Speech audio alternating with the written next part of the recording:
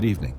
Tonight we're going to break down the spiritual journey of Sun Wukong from the classic tale, Journey to the West. If you love exploring timeless stories like this one, make sure to hit that subscribe button. Now, let's get started.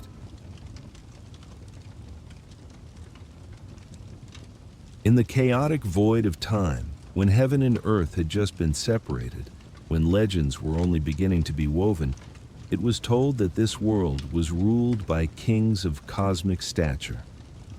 It began with Pangu, the one who separated heaven and earth.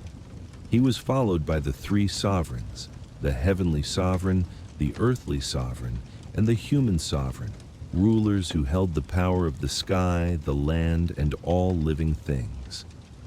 Then came the five emperors, wise monarchs who laid the foundations for a nascent civilization. At that time, the world was divided into four great mighty continents: the bountiful East Purvavideha, the mysterious West Aparagodanya, the benevolent South Jambudvipa, and the frigid North Uttarakuru. Each continent had its own charm, each place its own story. But our story begins in a special land, on the coast of the East Purvavideha continent. There, a nation was called Aolai. And within the country of Aolai, there stood a towering mountain, a pillar of nature connecting earth and sky, named Flower Fruit Mountain. That name was no coincidence, for all over its hillsides and slopes were vast expanses of fragrant flowers, strange grasses, and sweet fruits the world had never known. The mountain possessed a beauty that was both majestic and somber, silent, as if it were hiding a great secret from the dawn of time. On the very summit of Flower Fruit Mountain, where heaven and earth met, there was a colossal rock, an extraordinary creation that defied all imagination. The rock was 36 feet and 5 inches high, corresponding to the 365 degrees of the heavens. Its circumference was 24 feet, corresponding to the 24 solar terms of a year. On its surface were 9 apertures and 8 large hollows, resembling the legendary 9 palaces and 8 trigrams. It was not an ordinary rock, but an embryo of the cosmos, formed since the creation of heaven and earth, that had lain there absorbing the essence of the sun and moon, bathed in the wind and dew of 10,000 years. Unobscured by anything, the rock received the full heat of the sun and the cold of the moon. Day after day, month after month, the energy of heaven and earth gradually converged, seeping into every fiber of the stone. And then, a miracle happened. The essence of the universe, having accumulated sufficiently, caused the giant rock to crack open from within, giving birth to a perfectly round stone egg. The stone egg lay there, continuing to absorb the spiritual energy of heaven and earth. No one knew how many years had passed, until one day a great wind, a wind carrying the power of creation, blew across the mountaintop. The wind rushed into the apertures and hollows of the mother rock, enveloping the egg. Amidst the howling wind, a crack was heard. The stone egg broke open. From within, a small creature emerged.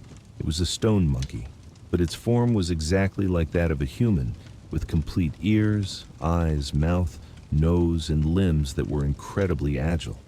It blinked and looked at the world, and in that instant, a golden beam of light shot from its eyes, straight up to the high heavens, tearing through the clouds and startling the entire celestial palace.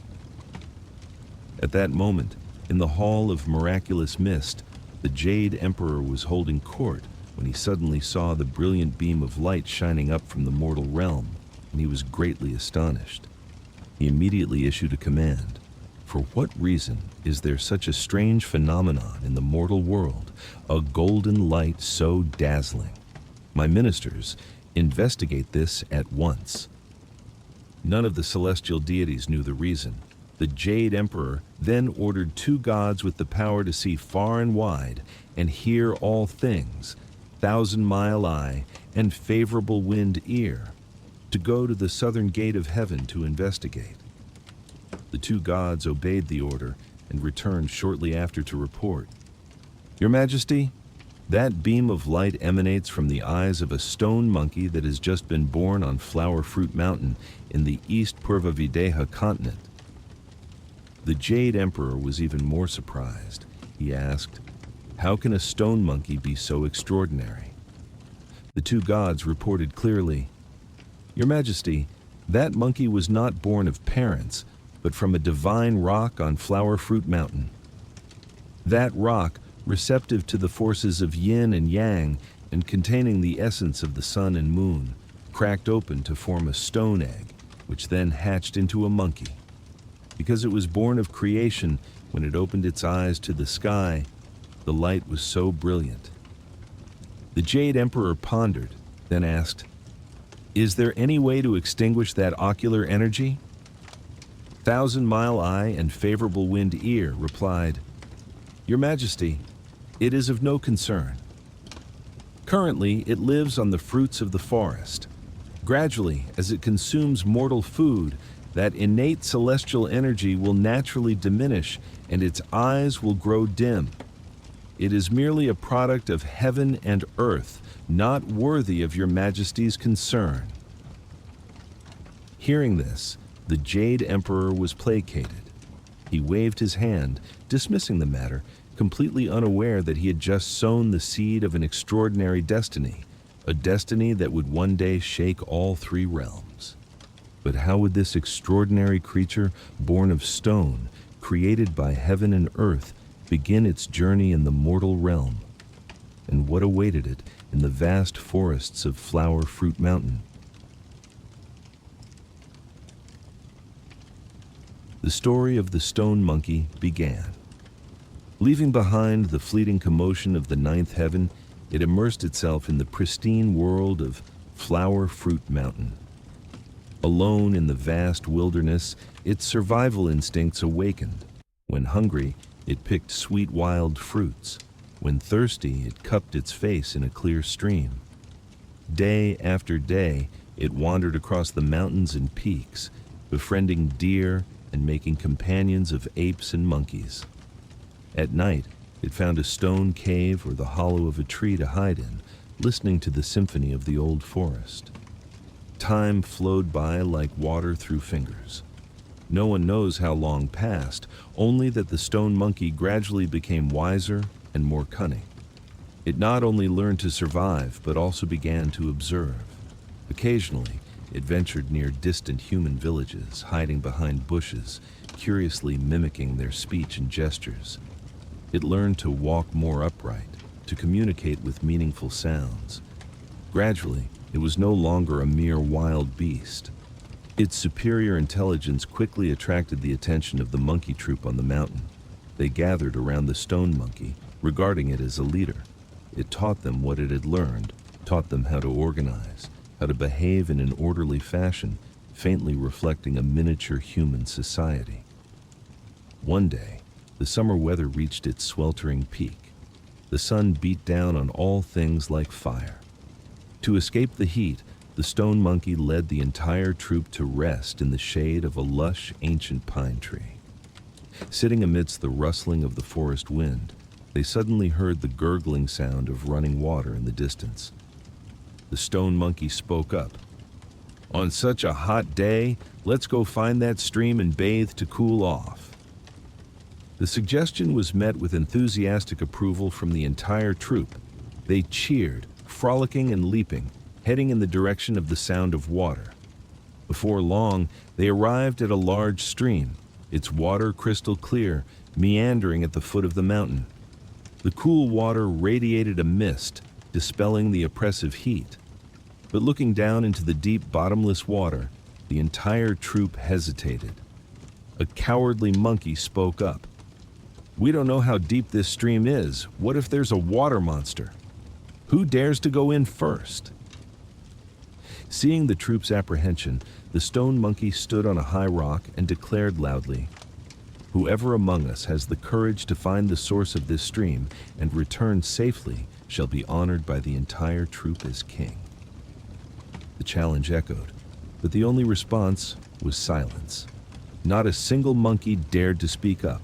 They looked at each other, then at the rushing water, shaking their heads in fear. Seeing this, the stone monkey burst out laughing. "What a bunch of cowards! Let me go and see for myself."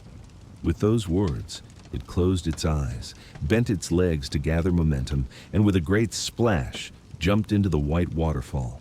The entire troop cried out in terror, thinking their leader had been swept away by the current. But a wondrous sight appeared before the stone monkey.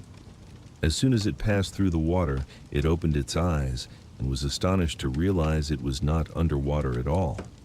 Before it was an empty space, a completely different world hidden behind the giant curtain of water. Nearby, an iron bridge crossed an underground stream, hidden behind a rock crevice. On the other side of the bridge were green trees and fruit-laden branches. The scenery was charming and elegant, the air fresh and pure. Driven by curiosity, the stone monkey leaped onto the bridge and ran straight inside. The deeper it went, the more magnificent the scenery became. And then, towering before, it was a large building, carved entirely from stone. In front of the gate, a large stone tablet was engraved with several lines of ancient script, the characters strong, with the inscription, "Flower Fruit Mountain, Blessed Land, Water Curtain Cave, Grotto Heaven." Flower Fruit Mountain, a blessed land, Water Curtain Cave, a heavenly grotto. The stone monkey was both amazed and overjoyed. It understood that this was a land of immortals, a dwelling bestowed by heaven. Without hesitation, it turned back to the bridge and with all its might, leaped back out through the curtain of water. The monkey troop, who had been wailing pitifully on the bank, suddenly saw the water stir. The stone monkey's head emerged, its face beaming. They were ecstatic, crowding around and chattering, asking, "Is the stream deep? Is there anything strange down there?" The stone monkey shook its head and sniffed a few times with an air of mystery. "Not deep, nor shallow. That place is not water, but another world, an extraordinary scene." The whole troop was bewildered, clamoring with questions. The stone monkey then recounted everything it had seen: the iron bridge, the stone building, and countless beds, chairs, bowls, and stoves, all made of stone, neatly arranged as if awaiting their owner. Hearing this strange tale, the whole troop grew excited and cheered. "Wonderful! Then let's all go live there, make it our home, to shelter from the wind and rain, to escape the harshness of the mountains." The stone monkey nodded in agreement. It jumped down first to set an example, and this time, the entire troop followed without hesitation, leaping in one after another. When they set foot in the new world, they couldn't contain their excitement. Some climbed onto the stone beds, others played with the pots and pans. The entire water curtain cave echoed with laughter and joyful shouts. After the troop had explored to their heart's content, the stone monkey gathered them, sat upon the highest stone chair, and spoke in a majestic voice. "While we were on the bank, what was our pact? Whoever found this place would be honored as king. Do you remember that promise?" Only then did the monkeys remember. Without any prompting, they all prostrated themselves, kowtowing and bowing, shouting in unison, "We honor you as our great king. Long live the great king." The stone monkey smiled with satisfaction. From its stone throne, it issued a command. "From this day forward, I shall take the title of Handsome Monkey King. I appoint the gibbon and the ape as my left and right prime ministers to rule this place with me." And so, from that day on, the handsome Monkey King and his monkey descendants began a new life. In the morning, they went up Flower Fruit Mountain to gather fruit and play. In the evening, they returned to the Water Curtain Cave to rest, living in ease and freedom, no longer fearing fierce beasts or harsh weather. They lived in peace, enjoying this bliss for nearly 300 years. A monkey kingdom was born, and its first king, a creature born from stone, had found his throne behind a curtain of water. But could this idyllic, carefree life last forever? Could the throne of a king of one species satisfy a heart born from the essence of heaven and earth? A larger question, a deeper anxiety, was gradually taking root in the young king's heart. "300 years, a long time for a mortal life, but merely the blink of an eye for a creature made from celestial stone." Under the rule of the handsome Monkey King, the Monkey Kingdom in the Water Curtain Cave lived in peace and prosperity. Spring passed, summer arrived, autumn came, winter ended. The 4 seasons of fruit never ceased. They did not have to bow to the Keelan, nor fear the Phoenix, nor did they need to pay taxes to human kings. Life was a long string of joy and absolute freedom. However, on a clear day with a gentle breeze, as the monkey troop was holding a grand feast, singing and dancing, their great king, who was always the center of every celebration, suddenly grew quiet. The handsome Monkey King sat on his stone throne, a cup of fruit wine in hand, but his eyes were listless, gazing distantly out of the cave entrance, where white clouds drifted by indifferently. Then, to everyone's surprise, 2 streams of hot tears suddenly rolled down his cheeks. The great king's sudden change stunned the entire troop. The laughter and chatter ceased. An old monkey prime minister bravely stepped forward and asked cautiously, "Great king, today is a happy day. Why are you so worried and sad? Is there something that displeases you?" The handsome Monkey King gently wiped away his tears and let out a sorrowful sigh. His voice no longer had its usual heroic tone, but was heavy with a deep anxiety. "Though I enjoy happiness today, free from the laws of mankind and the fear of beasts, I am always haunted by a worry for the future." Hearing this, the monkeys burst out laughing.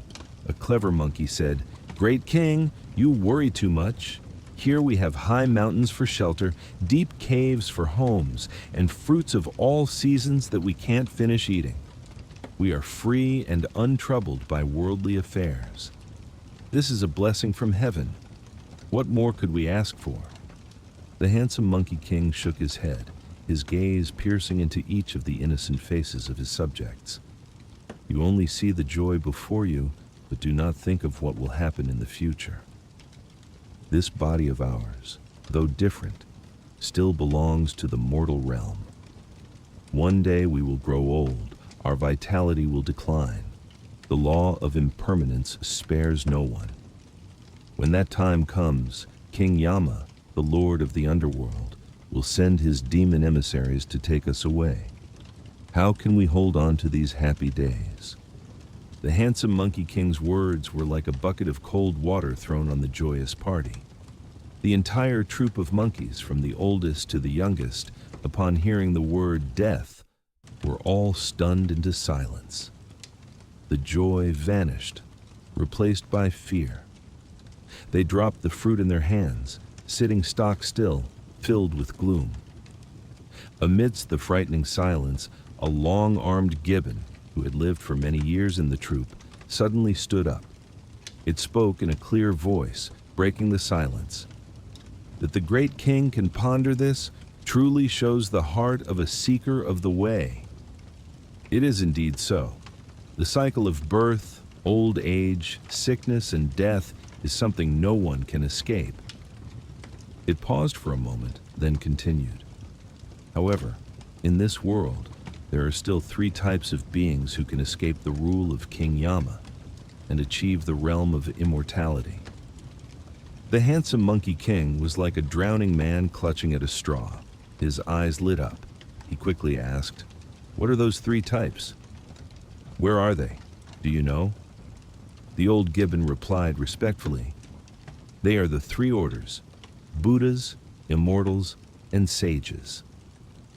These three have awakened to the way, reached the realm of eternity, and live as long as heaven and earth.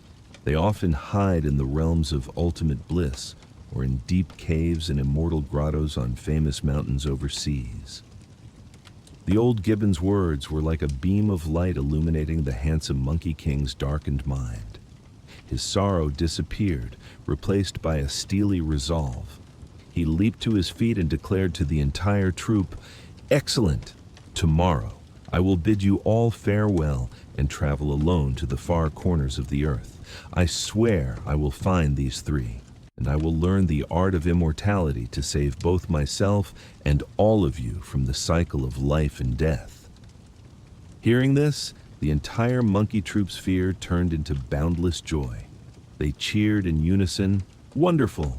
Wonderful! If the great king succeeds on this journey, we too will share in the fortune and live forever in this water-curtained cave." The next day, all of Flower Fruit Mountain was more bustling than ever. The monkeys went up the mountain together to pick the rarest fruits, dig up the best ginseng roots, and prepare an unprecedented farewell banquet for their king. For a whole day, they ate, drank, and discussed the story of immortality with fervent hope. Early the next morning, the handsome Monkey King rose. He ordered the monkeys to cut down old bamboo stalks and weave a simple raft.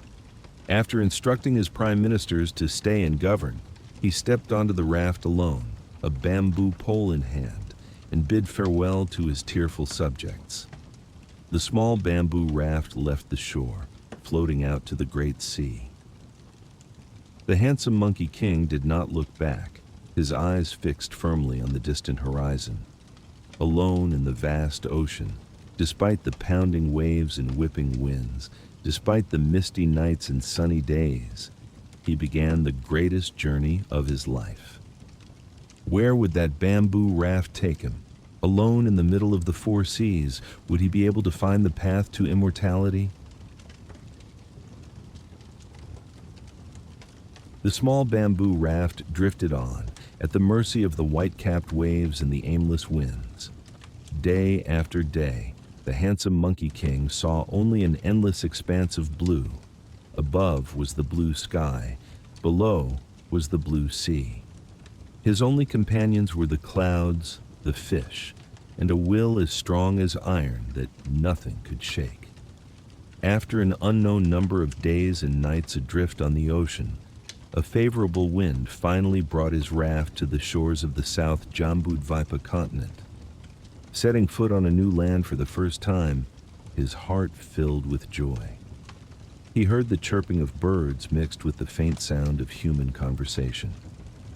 Leaving the tattered raft behind, he stepped ashore and eagerly headed inland. But as soon as they saw his strange, hairy appearance, the fishermen working on the beach were terrified. They screamed, thinking it was a monster, and threw down their nets, fleeing in disarray. One old man, in his terror, stumbled and fell unconscious. Seeing this, the handsome Monkey King was not alarmed. His quick wit told him that to find an immortal, he must first integrate into the world of humans. He walked gently over, stripped the old man of his coarse cloth clothes, and put them on. Although they didn't fit well, he now looked more like a common laborer. He mimicked their gait and followed a path into the towns and cities. There, he spent time learning the language and studying the customs and gestures of the people. He went everywhere, from the noisy markets to the luxurious taverns, from solemn temples to crowded streets, listening to every story, inquiring about any news of immortals and seekers of the way. But alas, his search was in vain. 9 years, nearly a decade passed. He crossed mountains and streams, traveling every road of the South Jambudvipa continent, but the result was still nothing. The people he met were mostly worldly folk, their minds entangled in fame and fortune, seeking money and status. They fought and deceived each other for fleeting things. To them, the way was too distant a concept, and immortality was just a fanciful tale.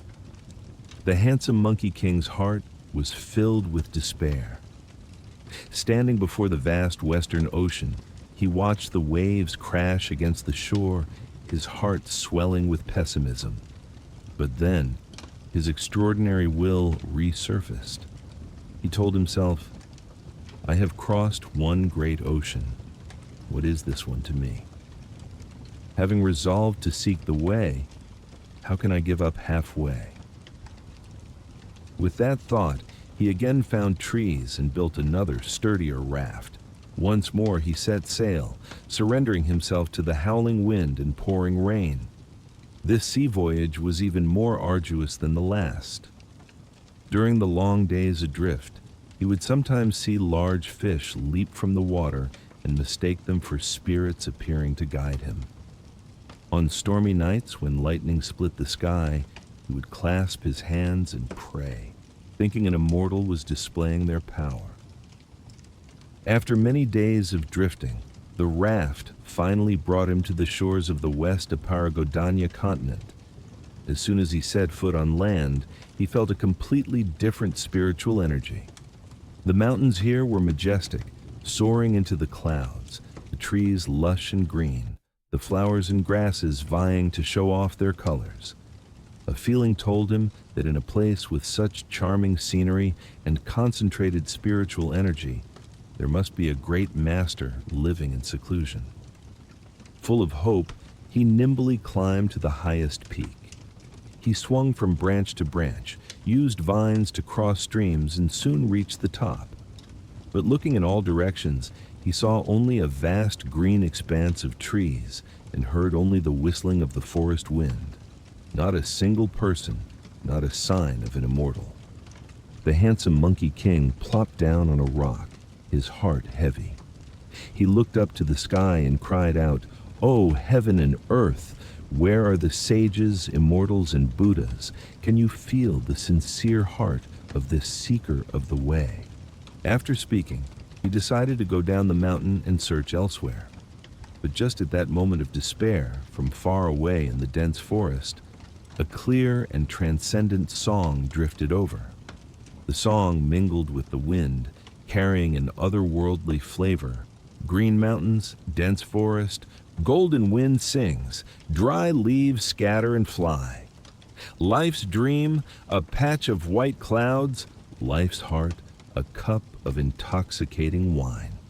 Meeting an immortal for a few whispered words about the land of bliss, about the yellow court. When the handsome Monkey King heard the song, it was as if a current ran through his body.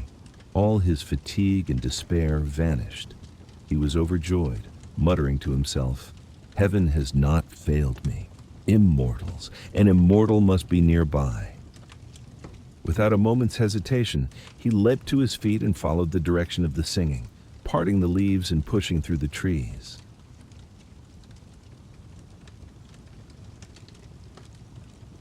His heart burning with joy, the handsome Monkey King followed the sound of the song, cutting through dense paths. Before long, he reached a clearing and saw the singer. It was an old woodcutter, swinging an axe to chop wood, his back soaked with sweat. Although just a mortal, his demeanor exuded a strange sense of peace and freedom. Without a doubt, the handsome Monkey King immediately stepped forward and bowed with the utmost reverence. "Immortal, I, your disciple, offer you a bow. If I have been disrespectful in any way, I beg your forgiveness." The old woodcutter was startled and quickly threw down his axe, waving his hands frantically. "Oh my! You are mistaken. You are greatly mistaken. I am just a poor man who makes a living by chopping wood to trade for rice to support my old mother. How could I be fortunate enough to be an immortal?" The handsome Monkey King was bewildered, unable to believe his ears. How strange! If you are not an immortal, why can you sing such profound lyrics, speaking of the land of bliss and the yellow court so fluently? The old woodcutter chuckled and explained, "I won't hide it from you. That song was taught to me by an immortal gentleman who lives nearby. He told me to sing it when I'm tired to cheer myself up. I never expected it would reach your ears." The handsome Monkey King's eyes lit up. He pressed on eagerly. Then where is this immortal gentleman now? Please, old woodcutter, be so kind as to show me the way. Seeing the handsome Monkey King's sincerity, the old man did not hide anything. Not far from here, there's a mountain range called the Mountain of Heart and Mind. In the mountain, there's a cave called the Cave of the Slanted Moon and 3 Stars. The master of that place is Patriarch Bodhi, a true immortal of profound virtue. He has accepted many disciples, but not many have managed to stay. Just follow this small path south for about 7 or 8 miles, and you will arrive. The handsome Monkey King was overjoyed and pleaded earnestly. The mountain path is treacherous. I hope you will take pity on me and guide me there. I will reward you handsomely. But the old woodcutter shook his head. I wouldn't mind helping you, but it's a pity I have an elderly mother to care for and cannot leave my woodcutting. Just follow that path, and you will see it. The Immortal's Cave is very easy to recognize. Hearing the woodcutter's words, the handsome Monkey King was moved by his filial piety. He had no choice but to bow in farewell and set off alone. Sure enough, after walking for about 7 or 8 miles, he saw a large cave. The cave entrance was closed, exuding an air of majesty and serenity. In front stood a large stone tablet engraved with 10 characters. Mountain of Heart and Mind, Cave of the Slanted Moon and 3 Stars. Knowing he had arrived at the right place, the handsome Monkey King leaped for joy. Seeing a nearby garden of ripe peaches, his mischievous nature surfaced, and he quickly climbed a tree to pick a few fruits to ease his hunger. At that moment, the cave door creaked open. A young boy in a blue robe stepped out, saw the Monkey King, and shouted, "Who dares to come here and make noise and steal immortal peaches?" The handsome Monkey King quickly jumped down, clasped his hands, and said, "Honorable immortal brother, I have come from afar to seek the way. I am by no means a thief. Please understand." The boy looked him up and down, then smiled and said, "Are you telling the truth?" My master just awoke from his meditation. He ascended the dais to preach and told me to open the door to welcome a seeker of the way. He said that person had arrived. Could it be you? The handsome Monkey King rejoiced silently, knowing that this immortal gentleman was truly a being of great power, to have known of his arrival in advance. He quickly replied, "Yes, it is I. It must be me." The boy nodded and said, "Then follow me to meet our master." The Monkey King joyfully followed the boy into the cave.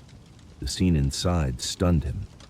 This was not like an ordinary cave, but a magnificent palace with halls of jade, chambers of pearl, a library, and a lecture hall, all decorated splendidly and transcendently. Walking straight to the jade dais, he saw Patriarch Bodhi sitting on a high platform, his appearance majestic, with the air of an immortal. Below, more than 30 disciples stood in attendance. The Monkey King dared not hesitate, quickly stepping forward and kowtowing repeatedly, saying, "Patriarch, your disciple has a sincere heart for the way and wishes to pay his respects." The Patriarch slowly opened his eyes, looked at him, and asked, "Where are you from? What is your name?" The Monkey King answered honestly, "I come from the East Purva-Videha continent, from Flower Fruit Mountain, from the Water Curtain Cave." Hearing this, the Patriarch suddenly snapped loudly, "You liar! From there to here is a distance of 2 great oceans and the entire South Jambudvipa continent. How could you have gotten here? Drive him out for me." The Monkey King was frightened and kowtowed as he spoke. "I dare not lie. I truly used a bamboo raft to cross the seas and walked across the continent. It took me more than 10 years to arrive here. I begged the master to see the truth." Hearing his sincere tone, the Patriarch's anger subsided. He asked further, "Who are your parents? What are their names?" The Monkey King replied, "I have no parents." The patriarch was surprised. "No father, no mother? Could you have fallen from the sky or emerged from the earth?" The Monkey King replied, "I am indeed not like ordinary beings. I was born from a divine rock on the summit of Flower Fruit Mountain. That rock absorbed the essence of the sun and moon, and after a long time, it cracked open and gave birth to me." Upon hearing this, Patriarch Bodhi rejoiced inwardly, but his face remained calm. He understood the extraordinary origins of this stone monkey. He said, "Ah, so you are a creation of heaven and earth. Very well. You have the appearance of a monkey, which in Chinese is hao. The old word for monkey, husun, has a sun character that when you remove the animal radical, you are left with zi and xi. Zi means boy, and xi means baby, which fits your original state as a newborn. Thus, your surname shall be Sun." The Monkey King was overjoyed and kowtowed in thanks. "I beg the master's compassion. Please grant me a name for convenience when you command me." The patriarch nodded. "In my school, disciples are named according to 12 characters: Guang, Da, Ji, Hui, Zhen, Ru, Xing, Hai, Ying, Wu, Yuan, and Shui. When it comes to your turn, it happens to fall on the character Wu. Therefore, I will name you Wukong. Sun Wukong. Wu means to awaken, and Kong means emptiness, the void nature of all things. When Wukong heard his new name, he was immensely pleased and laughed in delight. Wonderful! Wonderful! From today on, I have a surname and a name. My name is Sun Wukong." And that is how the name Sun Wukong came to be. It was not just a title, but the beginning of a mystical path of cultivation, a path that would transform a wild stone monkey into a legendary figure who would shake heaven and earth in the future.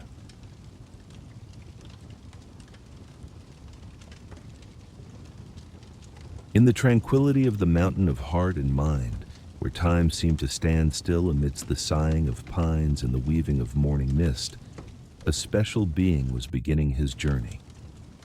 It was the stone monkey, born from the essence of heaven and earth, now bearing a new name, Wukong. 7 long years passed, not 7 years of cultivating supernatural powers, but 7 years of patience and tempering of the mind. Under the guidance of Patriarch Bodhi, Wukong's every day began before dawn and ended when the moon was high above the mountain. His work was simple: sweeping the fallen yellow leaves in the stone courtyard, watering the immortal flowers to make them more radiant, pulling every weed that grew on the paths. For 7 years he learned to bow before small things, learned humility in every sweep of the broom, learned stillness in every drop of water. For 7 years he watched the peaches on the wolf peach trees ripen and fall. 7 seasons of sweet fruit passed, and in those 7 years, the stone monkey's heart gradually settled, ready for a great transformation. And then, that day finally came. In the solemn atmosphere of a scripture lecture, as the patriarch's wondrous words seeped deep into the soul, an unusual commotion occurred. Wukong, who had been listening intently, suddenly felt a surge of joyful energy coursing through his veins. Each word from his master was like a cool stream clearing his mind, making his hands and feet itch, unable to sit still.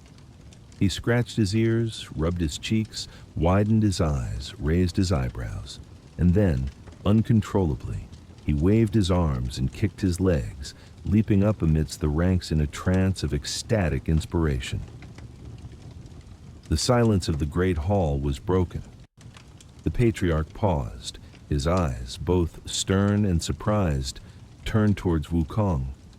"Why are you being so disrespectful?" his voice rang out. Only then did Wukong come to his senses.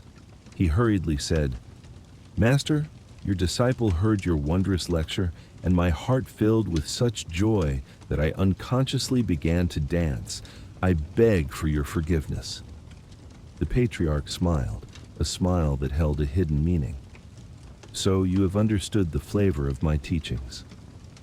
You have been here for 7 years now. With such a foundation, today I wish to formally transmit the way to you. Of the 360 paths of the way, which school do you wish to learn? Joy erupted in Wukong's heart. He bowed his head. I will leave the choice entirely to you, Master. The patriarch began his examination. Do you wish to learn the way of artifice? This art can predict good and ill fortune and foresee the destiny of the future. Wukong looked up and asked a single question. Can it grant eternal life? It cannot. Wukong shook his head decisively. It is not lasting. I will not learn it. The patriarch asked again, what about the way of flow? In this way, you can become a scholar, a physician, or one who chants sutras and prays to Buddha, respected by the world. Wukong still asked the same question. Can it grant eternal life? The patriarch replied, to wish for eternal life through this way is like building a pillar within a wall. When the wall falls, the pillar will also rot. Wukong shook his head again. It is not lasting. I will not learn it. The patriarch continued to test him. What then of the way of stillness? You will practice meditation to enter a state of deep concentration and cultivate your spirit. The patriarch's answer was another profound metaphor. It is like an unbaked brick. It dissolves upon meeting water. What about the way of movement? Wukong asked with a glimmer of hope. This way involved refining elixirs, taking longevity pills, and practicing physical and breathing exercises. But the patriarch threw a bucket of cold water on him. This way is no different from the moon's reflection in water. It is an illusion, a shadow without substance. All paths seem to be dead ends. Every art presented failed to touch the stone monkey's most burning desire, eternity. Finally, the patriarch's patience seemed to run out. He slammed the table and shouted, holding his ruler, and stepped down to point directly at Wukong's face. You stubborn ape! You scorn every art. You reject every way. What is it that you want? With those words, he raised the ruler and tapped Wukong on the head 3 times. Then, without another word, he clasped his hands behind his back, walked straight into the inner chamber, and slammed the door shut. The entire assembly was stunned into silence. Some disciples were frightened, others gloated, all thinking that Wukong had angered the master beyond redemption. But amidst the chaos, only Wukong, after a moment of surprise, smiled with hidden meaning. Amidst the shock and contempt of his fellow students, a discreet smile bloomed on the stone monkey's lips, because he, and only he, had solved the code hidden behind his master's rage, a promise made without words. But at the third watch of the night behind that back door, what awaited him? The path to immortality or an even greater trial?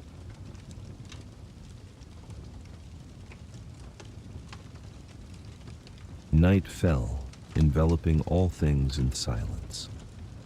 While his senior brothers were deep in sleep, Wukong's mind was clearer and more awake than ever. He lay still, feigning sleep, listening to the steady rhythm of breathing around him.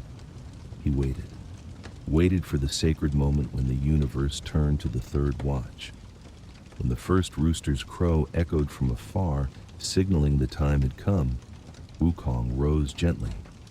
His shadow glided without a sound across the quiet courtyard under the dim moonlight. The back door, just as he had predicted, was only ajar, a silent invitation awaiting him. He slipped inside.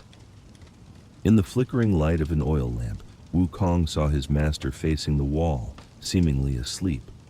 Without making a sound, he knelt quietly by the bed, waiting patiently.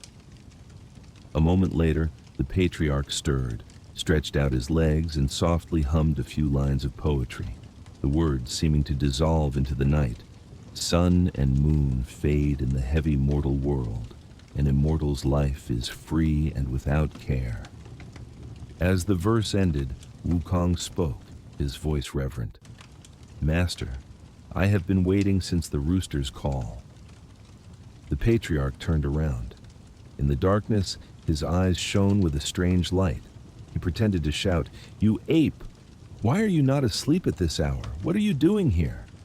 Wukong bowed his head and replied respectfully, Master, during the day you instructed me, come to the back gate at the third watch, and you would transmit the arts. I was only following your secret command. I beg your forgiveness. Hearing these words, a clear satisfaction grew in the patriarch's heart. He thought to himself, this fellow is truly a creature of heaven and earth, not of the mortal coil. He truly understood my hidden meaning. And then he spoke, his voice no longer stern but full of esteem. I admire those with fortune and cherish those with sincere hearts. You have guessed my trick. You are clearly extraordinary. Tonight, with no one else here, I will transmit to you the secret formula for immortality. And so, in the silence of the deep night, the greatest secrets of the universe began to be revealed. The patriarch explained the wondrous oral formulas, the methods to seize the creativity of heaven and earth, to reverse the cycle of life and death. His words were not just sounds, but keys that unlocked the gate to eternity. Wukong, with his innate intelligence and 7 years of a tempered mind, listened and understood everything. Every word, every phrase, soaked into his soul like dry earth meeting a downpour. 3 years passed quietly like a dream. Every night at the third watch, Wukong secretly received teachings, practicing silently by day. His magical power grew deeper and deeper, his foundation now firm. One day, during a lecture, the patriarch suddenly stopped and called his name. Wukong, are you there? Wukong stepped forward and knelt. Yes, disciple is here. All this time, how far has your practice come? Master, I have not dared to neglect your teachings day or night, and I have practiced them to proficiency. The patriarch nodded, but a flicker of worry crossed his eyes. He looked over all the disciples, then turned back to Wukong. Though your arts are complete, this path to long life is by no means smooth. Do you know that those who go against heaven's will must face 3 great calamities? Wukong was astonished. I have heard that one who attains the way will live as long as heaven and earth, indestructible through myriad kalpas. How can there still be calamities? The patriarch explained calmly. That is the price you pay for stealing the power of creation. I have calculated it for you. 500 years from the day you attain the way, heaven will strike you with lightning. If you can avoid it, 500 years after that, heaven will burn you. This fire is not the fire of heaven, nor the fire of man, but a hidden fire that rises from the soles of your feet and burns your organs to ash. If you are lucky enough to escape the second calamity, then 500 years after that, heaven will send a wind to blow. This wind is also no ordinary wind, but a wind calamity that blows down from the top of your head, penetrates your 9 orifices, and dissolves your flesh and bones. Hearing this, Wukong's soul nearly flew from his body, and he turned cold all over. He kowtowed like a frantic prayer. 100 prostrations to you, Master. I beg you to open your heart of compassion and teach me more wonders to avoid these 3 calamities. I vow to engrave my gratitude for your virtue onto my bones for the rest of my life. Seeing his student's earnestness, the patriarch said, that is not difficult. In the Taoist arts, there are the 36 heavenly transformations and the 72 earthly transformations. Either set can help you avoid those 3 calamities. Which do you wish to learn? Without a moment's hesitation, Wukong replied, "Master, I wish to learn the 72 earthly transformations for greater versatility." The patriarch then called Wukong closer, leaned into his ear, and transmitted to him the entire oral formula for the 72 transformations. The secret arts of divine power, the magical spells that could change shape and form, move mountains and fill seas, were now all held within the stone monkey's mind. A world-shaking power had just been bestowed. Wukong now held not only the secret to long life, but also the ability for limitless transformation. But with such immense power in the hands of a creature who was by nature restless and arrogant, would it lead to blessings or disaster? And could he keep this secret, or would his boastful nature push him down a completely different path? From the day he was taught the 72 earthly transformations, the world in Wukong's eyes changed completely. Every day, he immersed himself in practice, discovering new limits of his abilities. He could transform into a wisp of wind to weave through every crack between the leaves, or become a rock lying still, listening to the whispers of heaven and earth. Life for him was now an endless flow of transformation, and he was the one steering that flow. One pleasant sunny afternoon with a gentle breeze, the patriarch and his disciples were sitting in the courtyard, enjoying the cool air. Seeing Wukong leaping about, he asked, "The 72 transformations? Have you finished practicing them that you are still so preoccupied with play?" Wukong hurriedly replied, "Master, thanks to your teachings, I have practiced and mastered every single art. I can even fly in the air." "Oh? Then fly for me to see," the patriarch said with a curious look. Hearing this, Wukong bent his legs, crouched, and with a single leap, shot into the air. He flew a circle in the sky, going several miles before returning and landing lightly in front of his master. He asked cheerfully, "Master, was my cloud traversing done correctly?" The patriarch laughed loudly. "This is not cloud traversing. This is cloud crawling. The cloud traversing of immortals means being at the North Sea in the morning and at Kangwu in the afternoon. In one day, one can travel across the 4 seas. Your method is far from that." Hearing his master's words, Wukong was not discouraged, but became even more eager. "I beg for your compassion, Master. Please teach me this divine skill as well." Seeing his student's will to improve, the patriarch smiled. He called Wukong over and transmitted to him the oral formula for the somersault cloud. "This is the somersault cloud, faster than an arrow. Close your eyes, clench your fists, and recite the incantation." Wukong did as he was told. The moment he finished the incantation, a terrifying force shot him away like a streak of light. Space and time seemed to contract before his eyes. In the blink of an eye, he had returned, but it felt as if he had traveled 108,000 li. The patriarch looked at his extraordinary student, his heart filled with joy. From then on, Wukong was even more free and unrestrained. He now held the power to change heaven and defy fate. However, it was this very power that became the seed of a fateful mistake. One day, his senior brothers gathered around Wukong under a pine tree and asked curiously, "Worthy brother, you are truly blessed. The 72 transformations, how far have you progressed? Could you show us a little something?" Faced with the admiration and encouragement of his friends, the stone monkey's competitive and showy nature arose. He laughed loudly. "What trick would you all like to see?" After some discussion, they said in unison, "How about you try to transform into a pine tree exactly like this one?" Wukong didn't hesitate. He muttered an incantation and gave a shudder.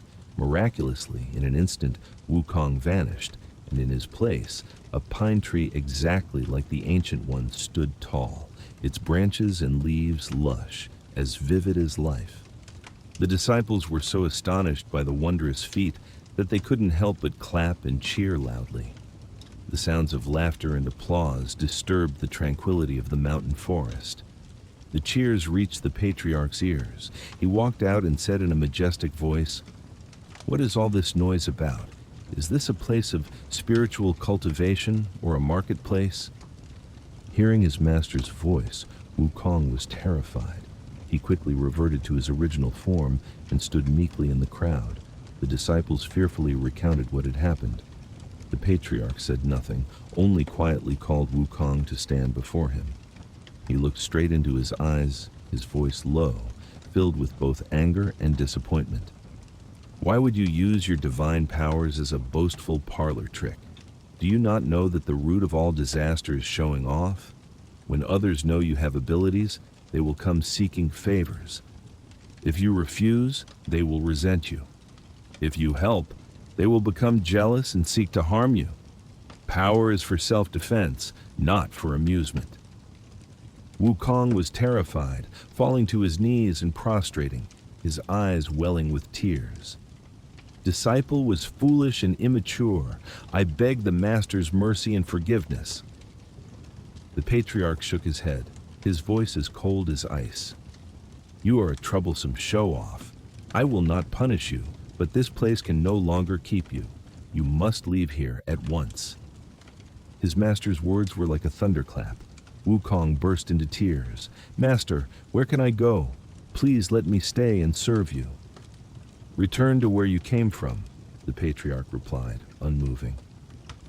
Knowing he could not plead, Wukong could only bow in farewell to his master and his friends. But just as he turned to leave, the patriarch's voice rang out from behind him, sterner and more resolute than ever. "Your departure this time will surely lead to misfortune. But I forbid you, no matter how great the disaster you face, you are never to say that you are my disciple. If you let slip even half a word, I will know, and I will take back all of your magic, and I will banish your soul to the hell of the ninefold darkness, never to be reborn for 10,000 kalpas." A curse, a warning, a permanent severing of their bond. Wukong bowed his head and obeyed, tears streaming down his face. He had gained everything: immortality, divine powers, unparalleled magic. But now he had lost everything: a master, a home, a place to return to. Expelled from the immortal realm, carrying world-shaking power but with no one to guide him, what fate awaited Sun Wukong in the mortal world outside?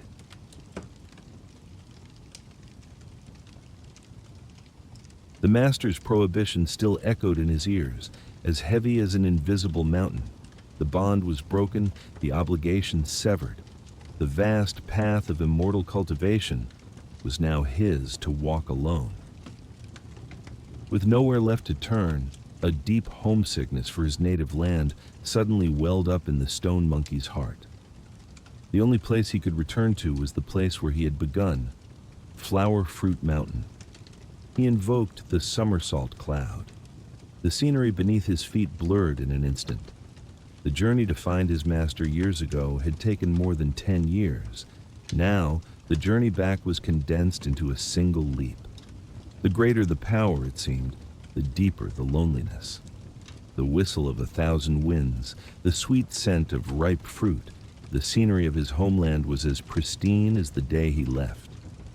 The moment they saw the familiar figure of their old king, the monkeys in the cave rushed out, a mix of joy and sorrow. Thousands of monkeys, large and small, surrounded Wukong, chattering incessantly. "Great king, you have finally returned.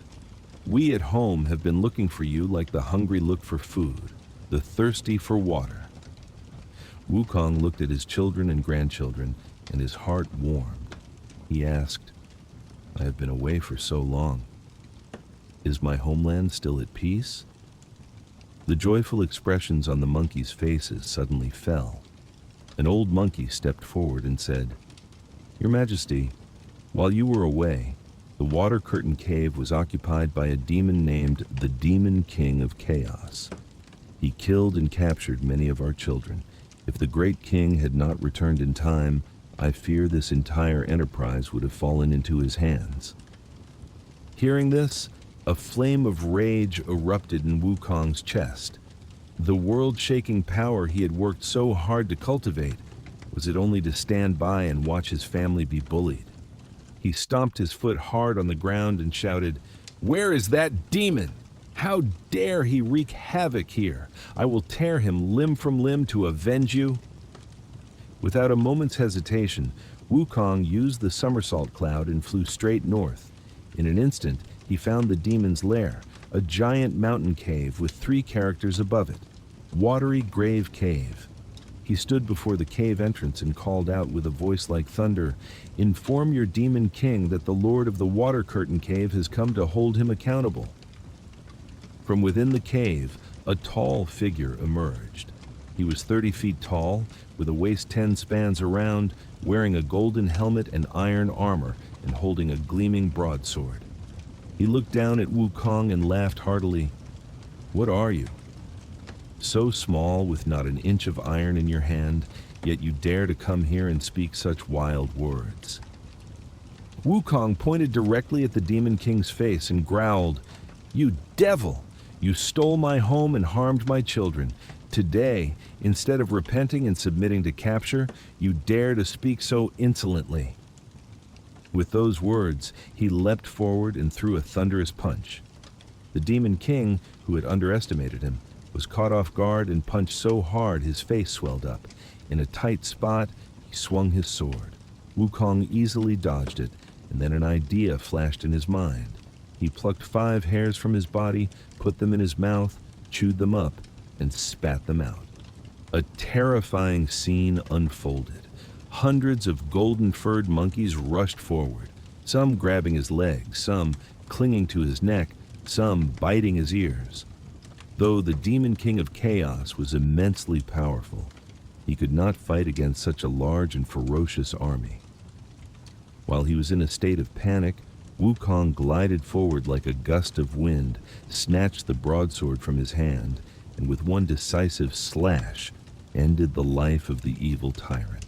After destroying the Demon King and his minions and rescuing the captured monkeys, Wukong burned the watery grave cave to the ground and used a great whirlwind to carry everyone back to Flower Fruit Mountain.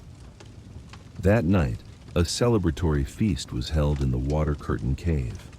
Under the flickering torchlight, the monkeys asked in awe about the great king's divine powers. Wukong then told them the story of his long search for a master and his studies. But of course, he never mentioned the name of Patriarch Bodhi. The monkeys cheered. "The great king is truly greatly blessed and has great ambition." Wukong beamed, his smile filled with pride and a new beginning. He said loudly, "My children, my greatest honor is that an immortal master bestowed upon me a proper surname and name." All fell silent, listening with curiosity. Wukong stood up straight and declared majestically, "From this day forward, my surname is Sun, and my name is Wukong. You must all remember this name. Sun Wukong, Sun Wukong." The cheers echoed throughout the mountains. "The great king is the great sun. We are the little suns." Joy had returned to Flower Fruit Mountain. A new king was born, not just the handsome monkey king of the past, but the future great sage, equal to heaven, Sun Wukong. The journey to seek the way had ended, but the story of a legend who would stir the 3 realms was, now, only just beginning.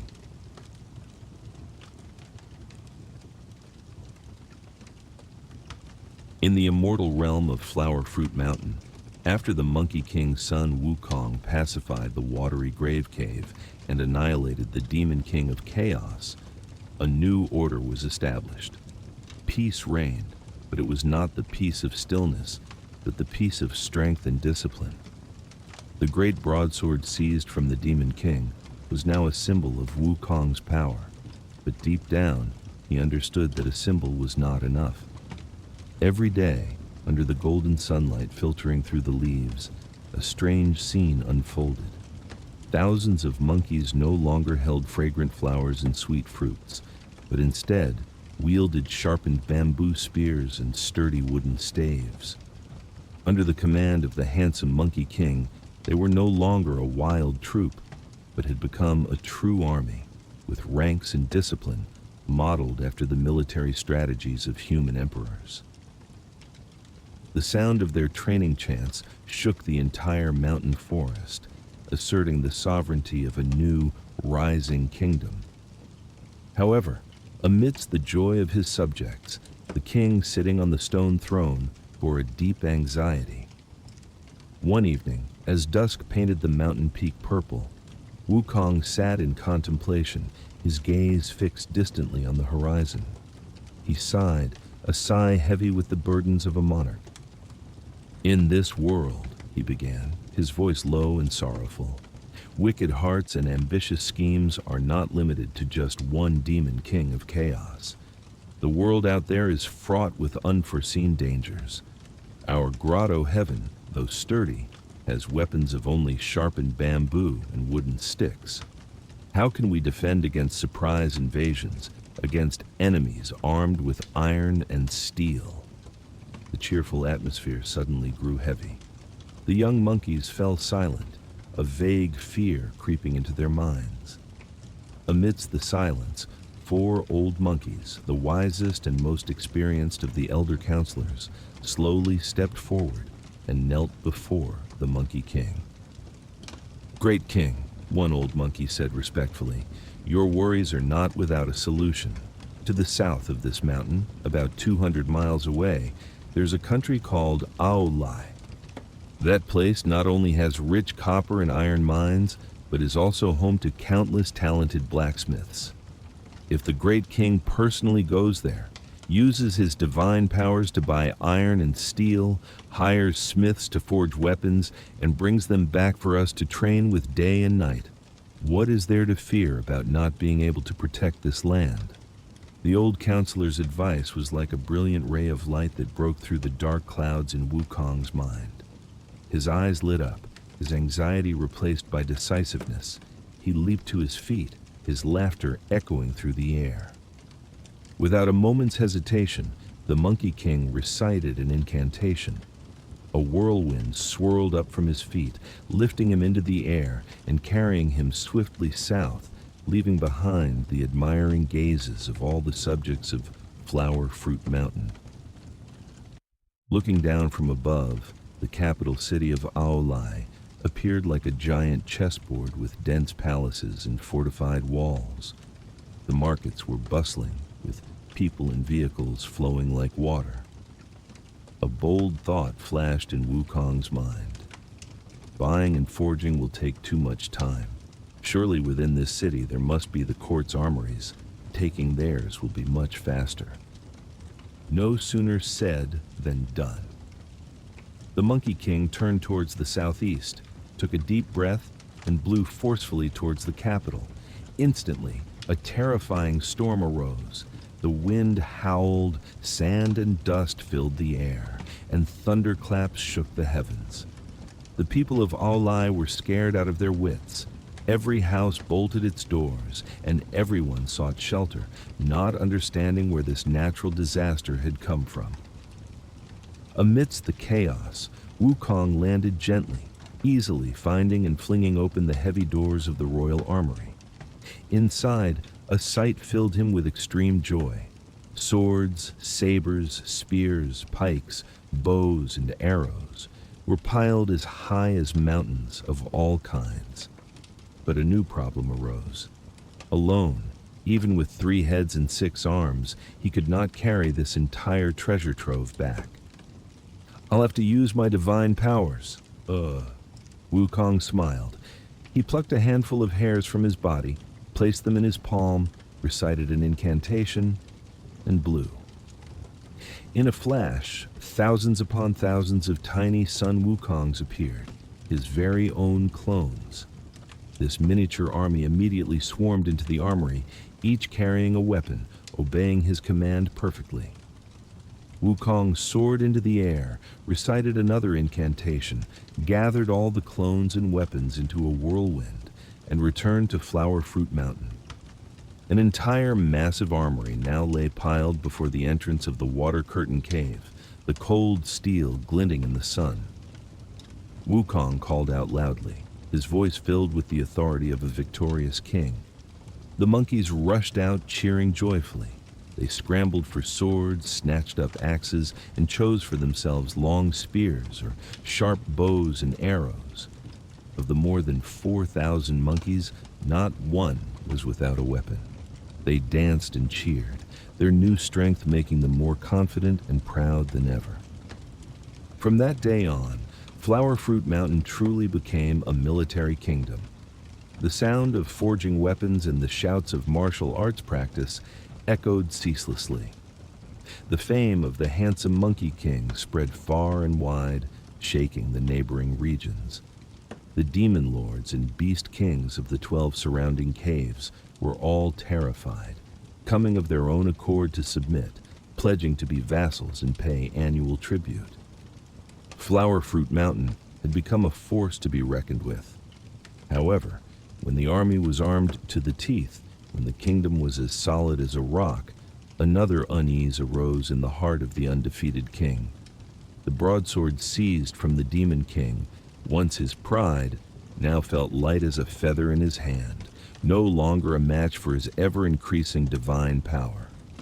An immortal king, a mighty army, yet the ruler's weapon was a mortal object. The yearning for a divine weapon worthy of his stature had begun to take root. Wukong knew that to truly become a power that could overturn the 3 realms, he needed a legendary weapon. But such a weapon, where could it be found in this vast world?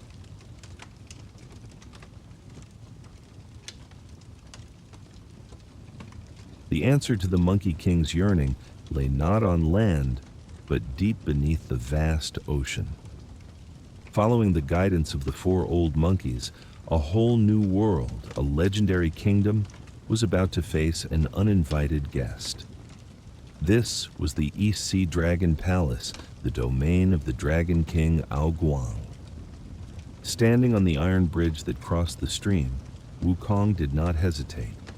He recited the water-passing spell, and his body shot straight down into the crystal-clear water. A wondrous sight opened up. The sunlight was refracted into shimmering silk ribbons and then faded away, giving way to the magical phosphorescent light emitted by coral reefs and strange sea creatures. Wukong walked through the water as easily as on land. The art of immortality allowed him to overcome the immense pressure of the deep sea, his breath completely unimpeded. Before long, a patrol of fierce yakshas blocked his path. Their faces were menacing, their hands gripping weapons. "Who dares to trespass into the territory of the East Sea?" they shouted, their gruff voices echoing through the water. Wukong stood still, his demeanor calm, and replied, "I am Sun Wukong, a heaven-born stone monkey from Flower Fruit Mountain.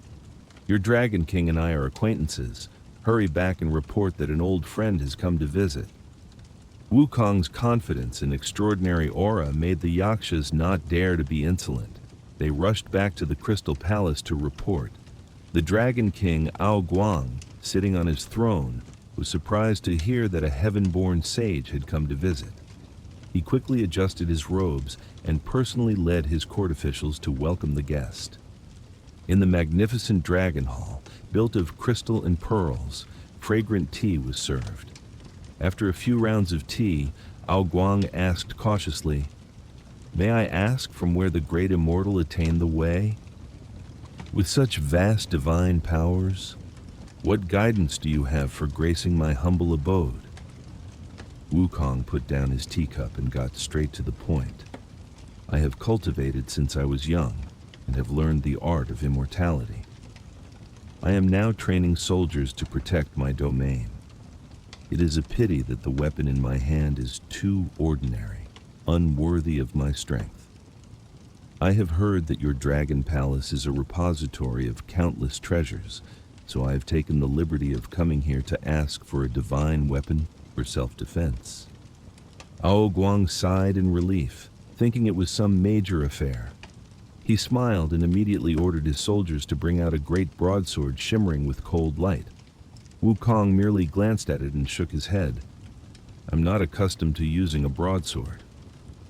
Please let me exchange it for something else, Brother King." The Dragon King had his men bring out a 3-pronged, 9-barbed partisan that radiated a heavy, murderous aura. Wukong took it, gave it a trial swing, and the wind whistled with every move. But then he set it down, smiling faintly. Too light. Still too light. It doesn't feel right in my hand. Please bring out the heaviest thing in your palace. The smile on Ao Guang's face stiffened slightly. Has the great immortal not looked closely? Engraved on the shaft of this partisan are the words, "Weighs 3,600 jin." This is already a heavy class weapon. Whether it is 3,600 or 7,200 jin, to me it is as light as a blade of grass, Wukong replied, his voice devoid of patience. Sweat began to bead on the Dragon King's forehead. He dared not say more and ordered his soldiers, who had to join forces, to carry out the heavenly piercing halberd, weighing exactly 7,200 jin. This was the treasure that guarded the East Sea Palace. Wukong took it, performed a few basic moves, and then thrust the halberd straight into the palace floor, shaking the entire structure. Still too light, unusable. Ao Guang was truly terrified. Great Immortal, in your younger brother's treasury, this is already the heaviest weapon. I beg you to make do with it. The fame of the Dragon Palace's countless treasures is known across the 4 seas. Wukong began to lose his patience. Can it be that you only have these few toys? If the Dragon King does not wish to give, just say the word. Do not waste my time. While Ao Guang was at a loss, the Dragon Queen and the Dragon Princess, who had witnessed everything from the rear palace, came forward. The Dragon Queen whispered to her husband, "My lord, I see that this sage's strength is extraordinary. He is no mortal. The weapons in the palace are indeed not worthy of him, but I recall an object. For the past few days, the divine iron pillar used to stabilize the seabed has been glowing with a radiant light. Could it be that its destiny is to belong to this sage?" The Dragon King was startled. "You speak of the divine iron pillar that calms the seas?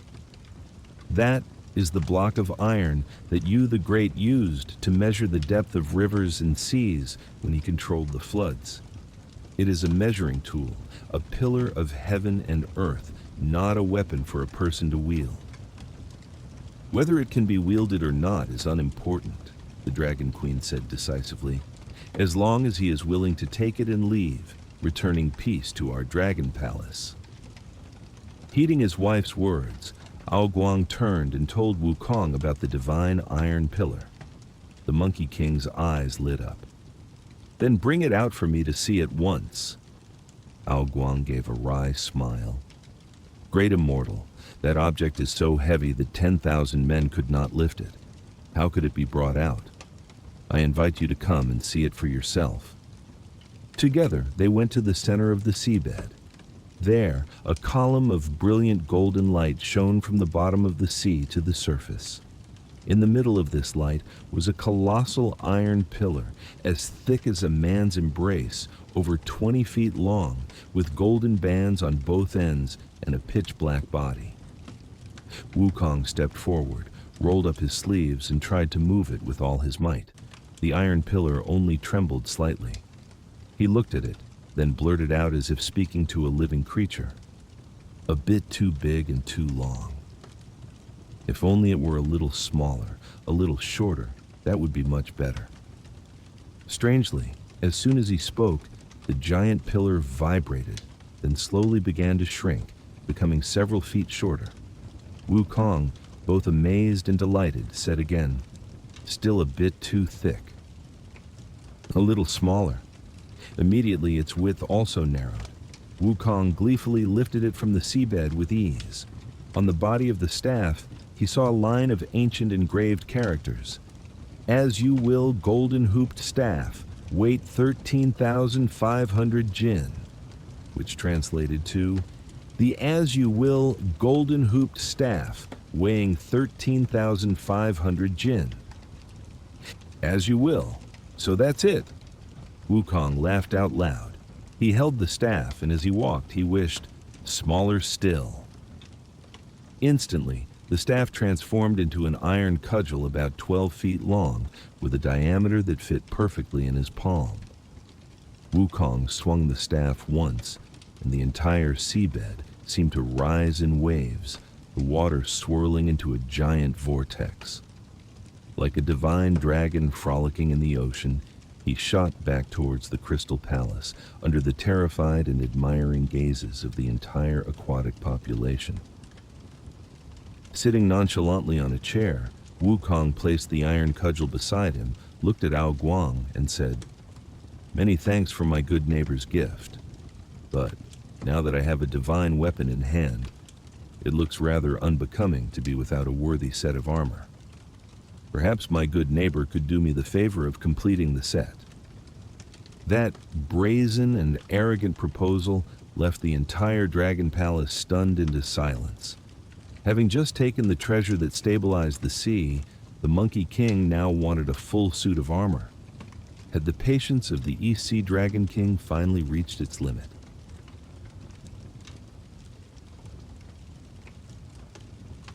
Sun Wukong's proposal was not just a request, but a challenge. It tore away the final veil of diplomatic courtesy, pushing the East Sea Dragon King into a corner. Before him was a heaven-born sage, holding a divine weapon that could stir the entire ocean, and it seemed this sage's patience had run out. "There is truly no armor in the Dragon Palace worthy of the Great Immortal," Ao Guang stammered, his voice pleading. "I hope the Great Immortal will understand and excuse me." Wukong smirked coldly. "A single refusal will force me to look elsewhere," he growled, "and I do not wish to be indebted to two masters. If my good neighbor cannot help, then do not blame this Wukong for being impolite." With those words, he tightened his grip on the as-you-will golden-hooped staff, a destructive glint in his eyes. "Perhaps I should test whether this iron cudgel or your palace is harder." The direct threat threw Ao Guang into a state of utter panic. He quickly waved his hands. "Wait! Wait, Great Immortal! Please calm your anger. Although your younger brother has none, my other brothers might. Please grant me a moment." "Where are your brothers?" Wukong asked, the iron cudgel still not lowered.